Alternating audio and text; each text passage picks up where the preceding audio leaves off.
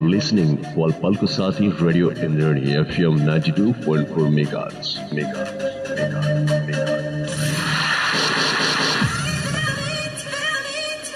Always with you.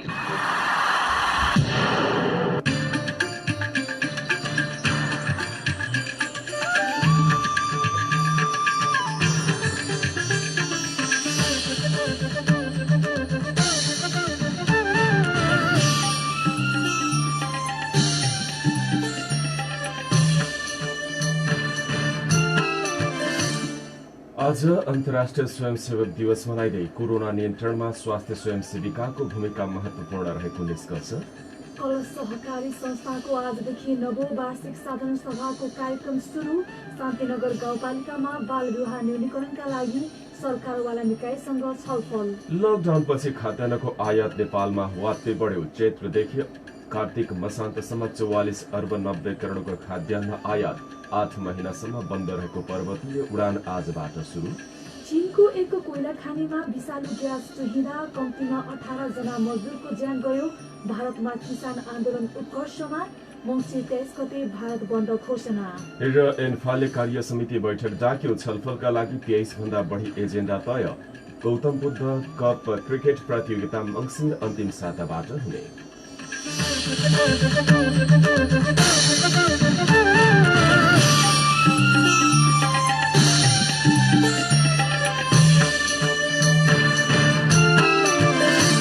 नमस्कार, इन्द्रेणी समाचारमा सहकर्मी कल्पनासँगै म छविको तपाईलाई हार्दिक स्वागत छ।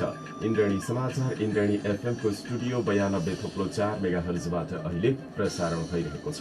तपाईँ हामीलाई इन्द्रेणी एफएम 92.4 मेगाहर्ज, इन्टरनेटमा indrenefm.com.mp र मोबाइल एप्लिकेसनबाट संसारभरकै साथ सुनिराख्नु भएको छ। यस्तै सामाजिक सञ्जालबाट पनि एकैसाथ हामीलाई सुन्न सक्नुहुन्छ। दाङ देउखुरीको गढवामा रहेको रेडियो साझा आवाज 88.3 मेगाहर्जबाट पनि प्रत्यक्ष सुनिरहँदा अहिलेसम्मको समाचारको सिलसिला प्रारम्भ गरौं। अब मुख्य प्रसंगबाट।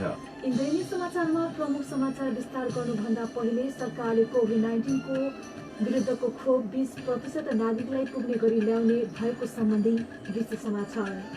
सरकारले कोभिड-19 को विरुद्धको खोप 20% नागरिकलाई पुग्ने गरी ल्याउने तयारी गरेको बताएको छ। विभिन्न देशमा अन्तिम परीक्षण भइरहेको खोप कुल जनसंख्याको 20% पुग्ने गरी ल्याउने तयारी भएको हो। स्वास्थ्य तथा जनसंख्या मन्त्रालयले खोप ल्याउनेदेखि लगाउनसम्मको तयारी गर्न विभिन्न 8 उपसमिति समेत गठन गरेको छ। मन्त्रालयले विश्व स्वास्थ्य संगठन WHO र गाभी र सेफी नामक 3 संगठनको कोभ्याक्स सुविधा नामक संयन्त्र अन्तर्गत सहुलियत दरमा 20% जनसंख्यालाई पुग्ने खोप ल्याउन लागेको बालबालिका तथा खोप सेवा शाखा प्रमुख डाक्टर झलक शर्मा गौतमले जानकारी दिनुभयो। उहाँले अझै खोप परीक्षणकै क्रममा रहेकाले कुन खोप ल्याउने भन्ने निश्चित भइ नसकेको पनि बताउनु भएको छ। सुरुमा 20% जनतालाई खोप ल्याएपछि बिस्तारै सबैलाई पुग्ने गरी खोप ल्याइने बताउनुभयो। कोभ्याक्स अन्तर्गत आउने खोप नेपाललाई निशुल्क प्रदान हुनेछ। गरिब तथा कम आय भएका मुलुकलाई कोभ्याक्स सुविधा अन्तर्गत खोप निशुल्क प्रदान गरिने भएको हो। आज अन्तर्राष्ट्रिय स्वयंसेवक दिवस मनाइँदैछ। नेपालमा 1927 सालदेखि समाज सेवाको काम सुरु भएको मानिन्छ। त्यसअघि विभिन्न गुठीको माध्यमबाट सामूहिक हितका लागि विभिन्न काम हुँदै आएको थियो। त्यसबेलाको पारम्परिक चलन अनुसार अहिले पनि भूकम्प, बाढी पहिरो र अरू प्राकृतिक र मानवीय विपत्तिमा आउँदा स्वयंसेवकको ठूलो भूमिका रहँदै आएको छ। हरेक वर्षको डिसेम्बर 5 मा संयुक्त राष्ट्र संघले अन्तर्राष्ट्रिय स्वयंसेवक दिवस मनाउँदै आएको छ। सदस्य राष्ट्रहरू लगायत संसारभर नै यस दिन विभिन्न कार्यक्रम गरेर स्वयंसेवक दिवस मनाउने चलन रहिआएको छ। यसबीच 17औं राष्ट्रिय सामुदायिक महिला स्वास्थ्य स्वयंसेविका दिवस मनाइएको छ। भरेपो महानगरपालिका 14ले आज एक कार्यक्रमको आयोजना गरी दिवस मनाएको हो। त्यसै अवसरमा आयोजित बोल्ने वक्ताहरूले कोरोना नियन्त्रणमा स्वास्थ्य स्वयंसेविकाको भूमिका धेरै नै महत्त्वपूर्ण भएको बताएका छन्। महिला स्वास्थ्य स्वयंसेविकाले समाजमा जनचेतनाका कार्यक्रम घर घरमा पुर्याएका कारण कोरोनाका बिरामीको मृत्यु दर कम रहेको उल्लेख गर्नुभएको छ। त्यसै अवसरमा स्वास्थ्य कार्यालय दाङका प्रमुख अंगद बहादुर साईले कोरोना महामारीको बेला महिला स्वास्थ्य कर्मीको भूमिका महत्त्वपूर्ण भएको उल्लेख गर्नुभएको छ। स्वास्थ्य स्वयंसेविका कुनै समाजको पहिलो डाक्टर भएको भन्दै सबैले उनीहरूलाई प्रोत्साहन गर्नुपर्ने बताउनु भएको छ। वडा अध्यक्ष शक्तिराम डाङ्गीले महिला स्वयंसेविकाको योजना अनुसार काम भइरहेको उल्लेख गर्नु भएको छ। जोखिमको बेलामा पनि टोलमा पुगेर स्वास्थ्य निशुल्क सेवा पुर्याएको भन्दै सबैले सम्मान गर्नुपर्ने बताउनु भएको छ। वडामा सबै प्रकारका जाति र समुदायका महिला स्वास्थ्य स्वयंसेविका भन्दै सम्पूर्णलाई तालिम र खाजा भत्ताको व्यवस्था गरेको उल्लेख गर्नु भएको छ। उता राप्ती गाउँपालिकाकी उपाध्यक्ष जगदम्बा कुमारी चौधरीले महिला स्वास्थ्य स्वयंसेविकाहरूको मेहनत र लगनशीलताले मातृ शिशु मृत्यु दर घटेको बताउनु भएको छ। सिसिलिया स्वास्थ्य चौकीको आयोजनामा कोभिड-19 को रोकथाम र समृद्धिको लागि संयुक्त कार्य महिला सामुदायिक स्वास्थ्य स्वयंसेविकाको भूमिका अपरिहार्य भन्ने मूल नाराका साथ आज स्वास्थ्य चौकीमा आयोजित राष्ट्रिय महिला सामुदायिक स्वास्थ्य स्वयंसेविका दिवस कार्यक्रममा बोल्दै उपाध्यक्ष चौधरीले यस्तो बताउनु भएको हो। सेविका समूहका अध्यक्ष विष्णा गौतमको अध्यक्षता एवं गाउँपालिकाकी उपाध्यक्ष जगदम्बा कुमारी चौधरीको प्रमुख आतिथ्यमा भएको कार्यक्रममा बोल्दै उपाध्यक्ष चौधरीले महिला गर्भ अवस्थामा भएको बेला उचित स्याहार सुसार नहुँदा बच्चा कुपोषित हुने वा गर्भ अवस्थामा समस्या उत्पन्न हुने गरेकोले स्वयंसेविकाहरूले महिला दिदीबहिनीहरूलाई स्वास्थ्य शिक्षा दिन आग्रह गर्नु भएको छ। यसैबीच आज विश्व माटो दिवस पनि मनाइएको छ। स्वस्थ माटोको महत्वका विश्वको ध्यान केन्द्रित गर्न र माटोको स्रोतको थायी व्यवस्थापन सम्बन्धी जनजागरूक फैलाउने उद्देश्यले हरेक वर्षको डिसेम्बर 5 तारिकमा संयुक्त राष्ट्र संघको खाद्य तथा कृषि संस्थानले विश्व माटो दिवस मनाउने प्रचलन ल्याएको हो। थाइल्याण्डका राजा भूमिबोल अडुल्याले विश्व माटो दिवसलाई आधिकारिक रूपमा स्वीकृति प्रदान गरेकाले यो दिन उहाँकै जन्मदिन अर्थात् 5 डिसेम्बरमा मनाउन थालिएको हो। जमिन मुनिको पानी, कार्बनको भण्डारण र वायुमण्डलमा हुने थुप्रै ग्यासहरूलाई स्वच्छ पार्न माटोको विशेष आवश्यकता र महत्व हुने हुँदा विज्ञहरूका अनुसार विश्वमा एक दिन विश्व माटो दिवस मनाउनु पर्ने आवश्यकता औल्याइएको छ।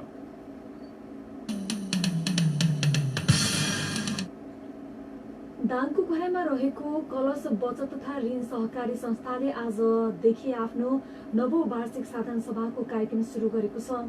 कोरोना भाइरसको प्रभावका कारण नेपाल सरकार सहकारी विभागले जारी गरेको निर्देशन र संस्थाले तयार गरेको कार्यविधि अनुसार कलश सहकारीले 1 हप्तासम्म चरणबद्ध कार्यक्रम गरेर आफ्नो नवौं वार्षिक साधारण सभा गर्न सुरु गरेको संस्थाका अध्यक्ष बालचन्द्र शर्माले जानकारी दिनुभएको छ। संस्थामा उत्कृष्ट कारोबार गर्ने आफ्ना शेयर सदस्यहरूलाई संरक्षित पुँजी फिर्ता कोषको रकम वितरण गरेर कार्यक्रमको सुरुवात गरेको छ। सहकारी संस्थाका अध्यक्ष बालचन्द्र शर्माको अध्यक्षतामा एक औपचारिक कार्यक्रम गरी गत आर्थिक वर्षमा सबैभन्दा बढी बचत र ऋण कारोबार गर्ने 7 जनालाई उक्त रकम वितरण गरेको हो। गत वर्षको बचत धन तथा ऋण कारोबारको आधारमा शेयर सदस्य सुभाष गौतमले सबैभन्दा बढी 37,935 रुपैयाँ प्राप्त गर्नुभएको छ। अन्य शेयर सदस्यहरूलाई मङ्सिर 25 गतेसम्म संरक्षित पुँजी फिर्ता कोषको रकम वितरण गरिने संस्थाका व्यवस्थापक प्रकाश अधिकारीले जानकारी दिनुभएको छ। सहकारी संस्थानमा संरक्षित पुँजी फिर्ता कोषको रकम सदस्यहरूलाई वितरण गर्ने व्यवस्था भए पनि केही सहकारी संस्थाहरूले मात्रै यो रकम वितरण गर्ने गरेका छन्। संस्थाका कोषाध्यक्ष नवराज भण्डारीको स्वागत मन्तव्यबाट सुरु भएको कार्यक्रममा राष्ट्रिय सहकारी बैंकका तालिम अधिकृत नारायण बेलवासी र सम्मानित व्यक्तित्व सुभाष गौतमले संस्थाले सुरु गरेको संरक्षित पुँजी फिर्ता कोषको रकम वितरण कार्यक्रमले सदस्यहरूमा बचत तथा ऋण कारोबार बढाउन निकै ठूलो सहयोग पुर्याउने धारणा राख्नु भएको छ। समाजसेवी तथा वयोग वृद्ध जागेश्वर गौतमलाई आज एक कार्यक्रमको आयोजना गरी वत्स गोत्री दाहालको समाज दाङले विशेष सम्मान गरेको छ। दाङको घोराही उपमहानगरपालिका वडा नम्बर 12 हापुर पतेनीका 87 वर्षीय दाहाललाई आफ्नो कुलको धर्म संरक्षणका लागि जग्गा दान गर्नु भएको भन्दै उहाँलाई एक कार्यक्रमको आयोजना गरी सम्मान गरिएको हो। 87 वर्षीय दाहाल आमा देवा कुमारी दाहाल तथा पिता विष्णु प्रसाद दाहालका कनिष्ठ पुत्रका रूपमा पतेनीमा जन्मिनु भएको थियो। उहाँले आफ्नो कुलका नाममा कुल देवताको मन्दिर निर्माण गर्ने प्रयोजनका लागि हालको अवस्था हेर्दा 12 लाख बराबरको 1 कट्ठा जग्गा उपलब्ध प्रतिष्ठानलाई गराउनु भएको छ।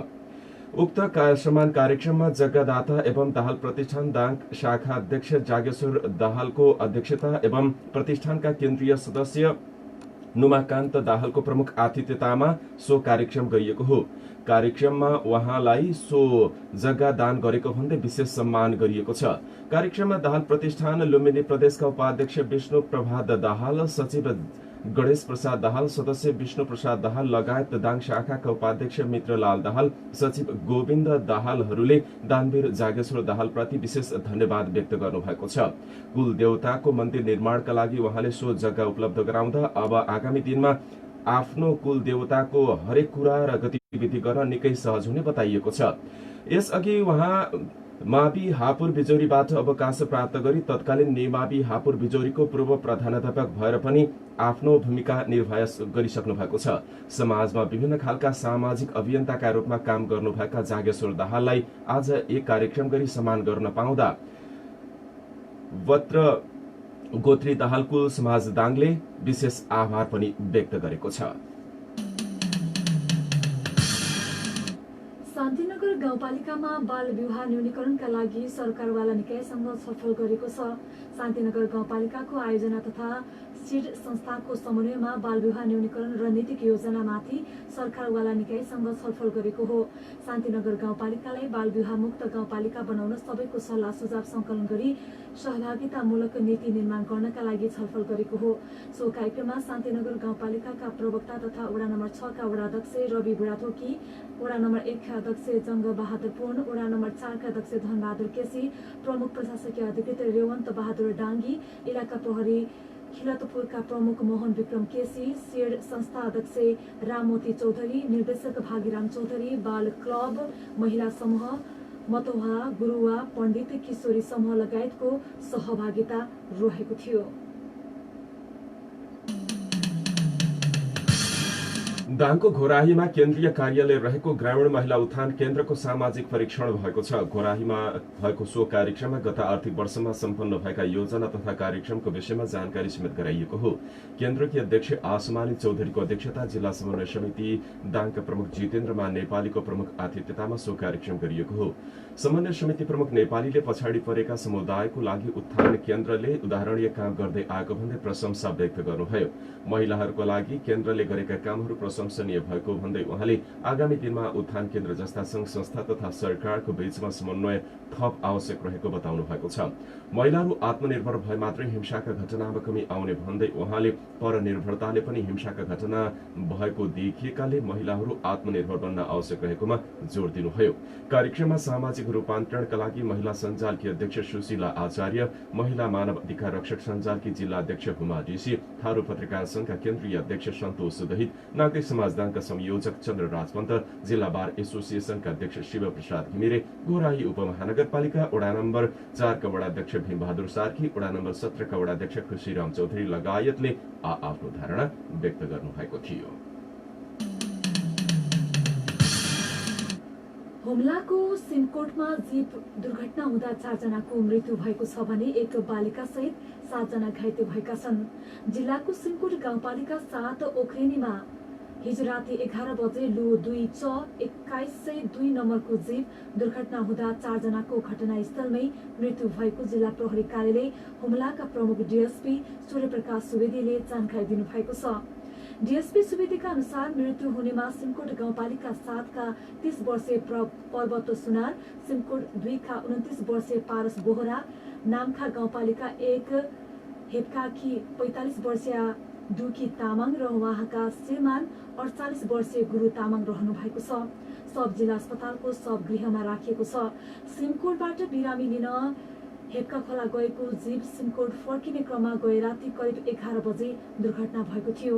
दुर्घटनामा घाइते हुनेमा सिमकोट 2 ठेहाका जीप चालक सम्राट भण्डारी, प्युठान स्थायी घर भई सिमकोट 6 बस्दै आउनुभएका अजय बस्नेत, सिमकोट 8 खोल्सीकी कल्पना सिंह, सोही ठाउँका 1 वर्षीय बालक मिलन सिंह, सम्झना शाही, नामखा गाउँपालिका 1 की झुमझुम लामा र सिमकोट बजार बस्दै आउनुभएका बाजुराका कवि सिंह रहनु भएको छ।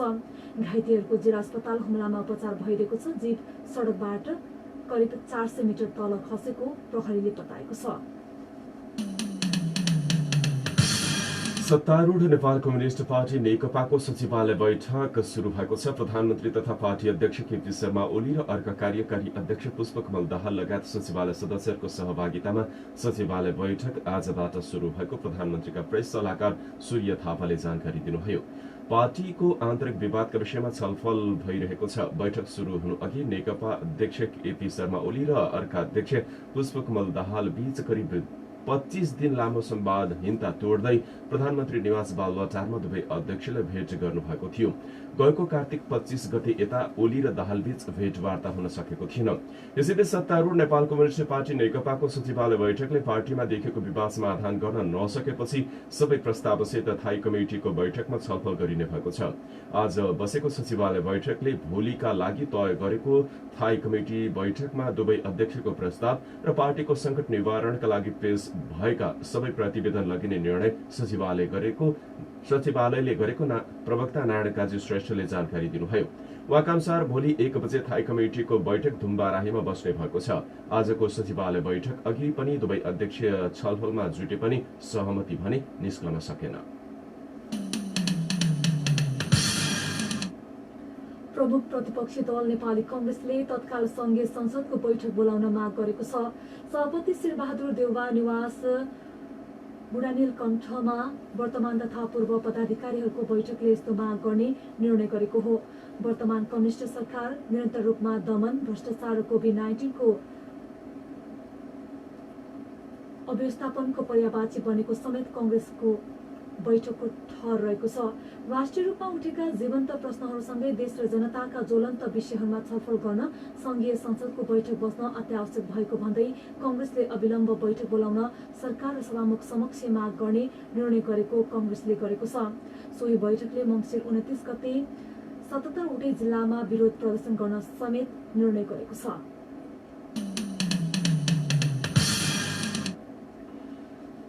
गत चैत्रबाट गरिएको लकडाउनपछि खाद्यान्नको आयात नेपालमा उल्लेख्य बढेको देखिएको छ। भन्सार विभागको अनुसार अघिल्लो पटकको चैत्र कार्तिक अवधिमा 27 अर्ब 44 करोड रुपैयाँको खाद्यान्न आयात भएकोमा गत चैत्रदेखि कार्तिकसम्मको अवस्था हेर्दा 44 अर्ब 90 करोडको खाद्यान्न आयात भएको छ। यो अघिल्लो वर्षको यस्तै अवधिको भन्दा 17 अर्ब 46 करोडले बढी देखिएको छ। भन्सार विभागका महानिर्देशक सुमन दाहालका अनुसार गत चैत्रदेखि कार्तिकसम्म चामलको आयात अघिल्लो पटकको यसै अवधिको तुलनामा 46% ले बढेर 17 अर्ब 30 करोडको आयात भएको छ। 2076 चैत्रदेखि 2077 कार्तिक मसान्तसम्मको अवधिमा चिनीको आयात 18 गुणाले बढेको छ। यही अवधिमा चिनी मात्रै 6 अर्ब 14 करोड बढी रुपैयाँको आयात भएको छ। गहुँको करिब 1.5 गुणा अर्थात 114% ले बढेर 9 अर्ब 14 करोड, दाल तथा गेडागुडीको 55% ले बढेर 14 अर्ब 22 करोड, धानको 133% ले बढेर 6 अर्ब 92 करोड, तोरी र रायोको आयात 70% ले बढेर 7 अर्ब 85 करोडको आयात भएको देखिएको छ। यस्तै अन्य उपभोग्य वस्तु पनि आयात भएको देखिएको छ। लकडाउन भएको करिब 8 महिनापछि आजदेखि नियमित पर्वतीय उडान सुरुवात भएको छ। कोभिड-19 संक्रमणका कारण बन्द रहेको देशका पर्वतीय उडान औपचारिक रूपमा खुलेको हो। महामारीका कारण विदेशी पर्यटक नभए पनि आन्तरिक पर्यटकहरूलाई लक्षित गर्दै निजी क्षेत्रका ठूला वायु सेवा कम्पनी बुद्ध एयर र एटी एयरलाइन्सले पर्वतीय उडान सुरु गरेका हुन्। बुद्ध एयरले आज 1 ATR 72 र 2 थान ATR 42 जहाज मार्फत 3 उडान गरेको छ। जम्मा 150 यात्रु पर्वतीय उडानमा सहभागी रहेका थिए। त्यस्तै एटी एयरलाइन्सले 1 ATR 72 र 1 जेट स्ट्रिम जहाजमा 92 जहाजबाट 92 यात्रुहरूलाई पर्वतीय उडान गराएको कम्पनीले जनाएको छ। यी दुवै कम्पनीले अब हरेक शनिबार पर्वतीय उडान गर्नेछन्। यात्रुको माग बढेमा उडान थप्ने उनीहरूको योजना रहेको छ। एटी एयरलाइन्सका प्रवक्ता सुदर्शन बर्तोलाले सुरुवाती पर्वतीय उडान उत्साहवर्धक रहेको र थप उडानको बुकिङ समेत राम्रो रहेकाले बीचमा उडान संख्या पनि बढाउन सकिने बताउनु भएको छ। एटीले हरेक शनिबार 2 पर्वतीय उडान गर्नेछ। बुद्ध एयरले पनि 3 उडान गर्ने जनाएको छ। सामान्य अवस्थामा बुद्धले पर्यटकीय मौसममा दैनिक 8 देखि 9 र कम्तीमा 4 उडान गर्ने गरेको थियो।